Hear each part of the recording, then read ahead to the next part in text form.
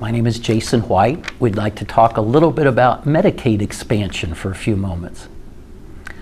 Medicaid expansion is a very politically controversial issue here in Kansas, but it has certain issues that the EMS community need to recognize. It is a component of the National Affordable Care Act, which is commonly known as Obamacare. It is controversial in that it was set aside by the U.S. Supreme Court. It was to be mandatory for all the states to utilize this program, and the U.S. Supreme Court set that aside, making it an option. And so in the political debate of this era, the questions of people being supportive or not supportive of Obamacare, the Affordable Care Act, have become focal, centralized on whether a state will adopt Medicaid expansion. Here in the state of Kansas, there is a strong effort moving forward for bringing to the legislature for consideration expansion of the KanCare program, which would use these additional federal dollars to expand an already accepted Kansas program. In Kansas, that would mean an additional $250 to $290 million a year being put into the healthcare system. That would generate probably 1,000 to 1,200 additional healthcare jobs, nurses, doctors, technicians. It would also mean access to healthcare for an additional estimated 100,000 Kansans every year.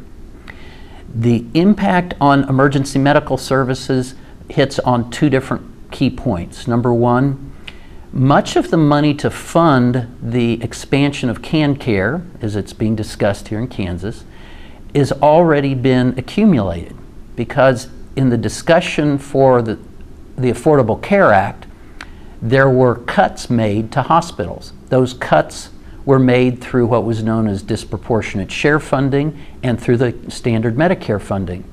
So the hospitals in the state of Kansas have already sustained a major financial cut in order to create the revenues to be available to fund the expansion of Medicare, i.e. the expansion of KanCare. Without the expansion of KanCare, those funds stay in Washington, D.C., or they go to other states, and the losses are incurred by the hospitals here in Kansas. Those losses are currently endangering, typically it's going to be the critical care hospitals in very rural Kansas, but those cuts are financially endangering some of the hospitals in the state of Kansas today.